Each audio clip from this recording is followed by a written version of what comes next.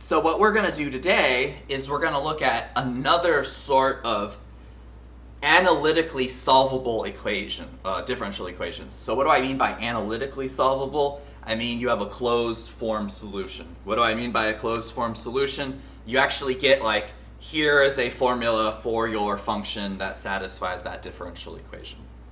Okay, that usually doesn't happen. You know, special first order equations that only depend upon x and not on y. Super simple, just integrate. These are called separable equations. So slightly more complicated, but not that much more complicated. So we're going to look at them. Let me go to writing mode.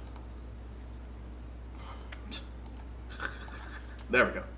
I was like, why? Why is it not working? Sometimes I feel like that's like what's happening. It's like it hates me or something. Okay. So I've sort of talked about this a little, but we'll say it again. Let's say you have your differential equation dy dx equals f of x. So in other words, your derivative only depends upon x. We call that a special first order equation.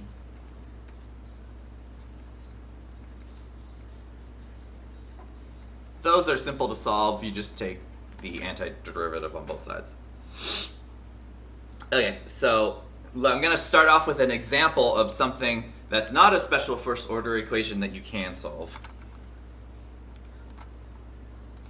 Okay, so here is an example of a separable differential equation.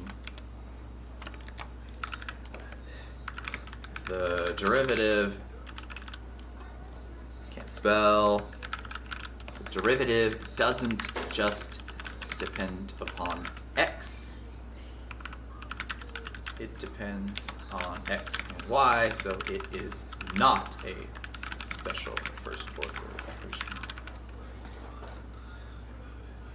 So for this example, let's say that dy dx is equal to minus 6xy.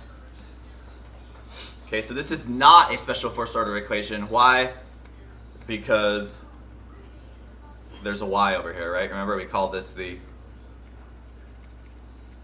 f of x comma y. An example of something that would be a special first order equation would be dy dx equals minus 6x, right? That only depends upon x. So this one would be special.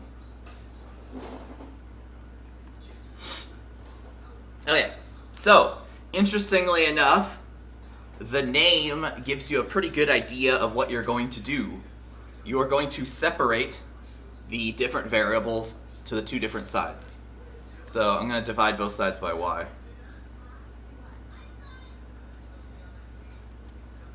And then you have a dx on the right-hand side, so I'm going to multiply both sides by dx.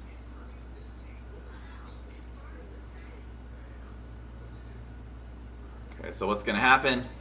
This dx cancels with this dx. This y cancels with this y.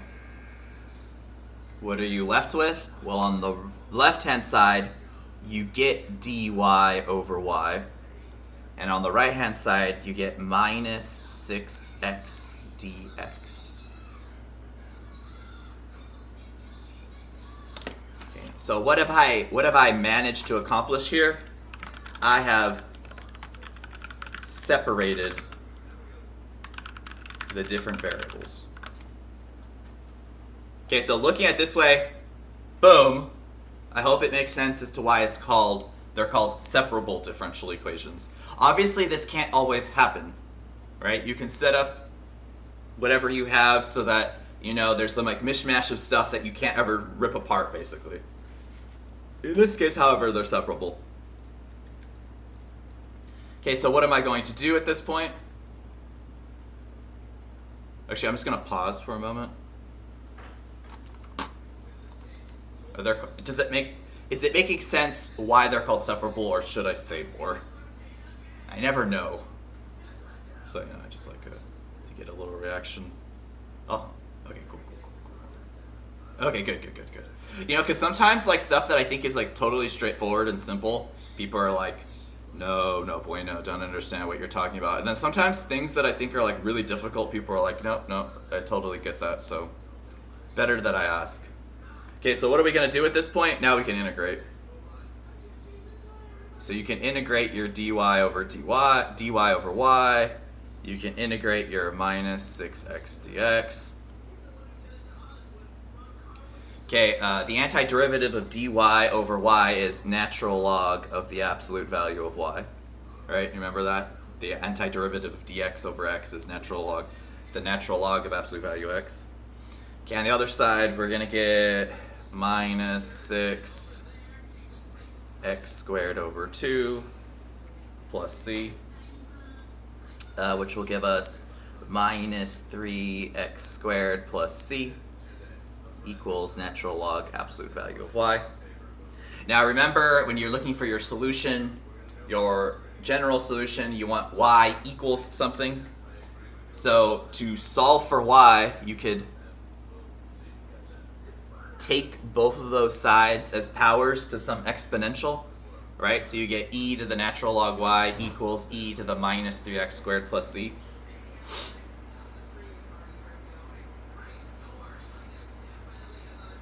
Okay, and then we're going to go up here. E to the power of the natural log of the absolute value of y is the absolute value of y. Okay, and then you get e to the minus 3x squared plus c. Now, does anyone remember what the rule is for exponents? If you have e to the x plus y, what can that be rewritten as?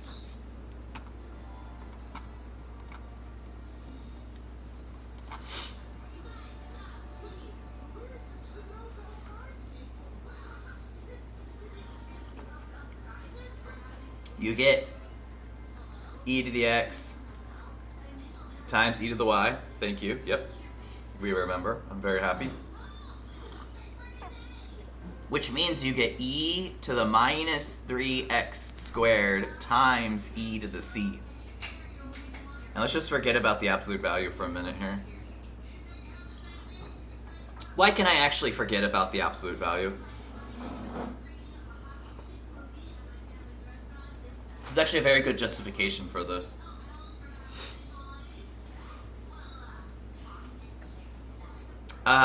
Not quite.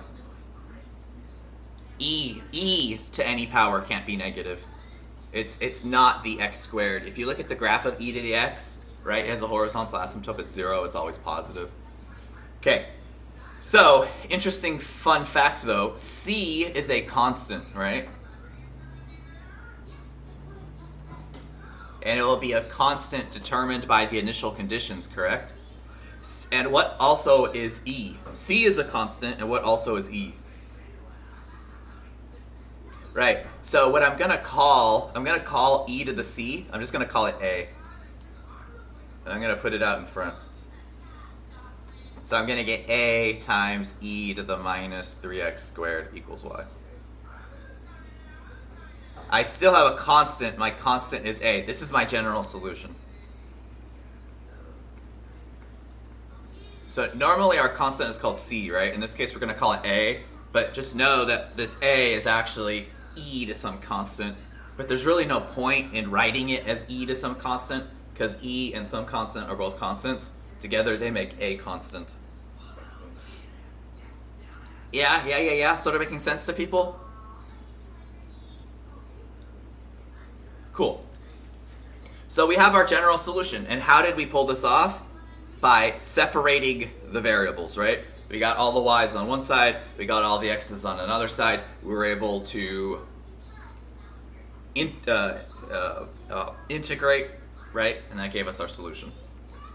Normally, because this is a general solution, what would we normally do next?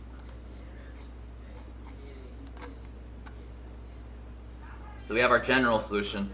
Oh, no, not plus a constant. I talked about that. We have that a there. Remember that a is the constant? Because a is e to the c.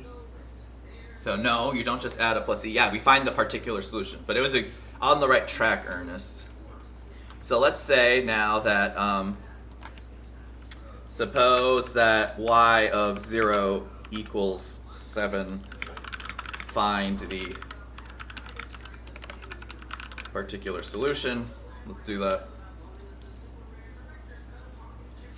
Okay, so that means, so remember this general solution is y of x equals a e to the minus 3x squared.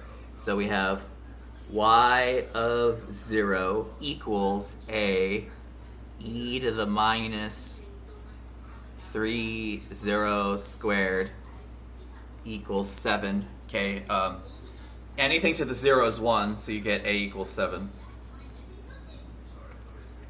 So what is our particular solution? Y of x equals 7 e to the minus 3x squared.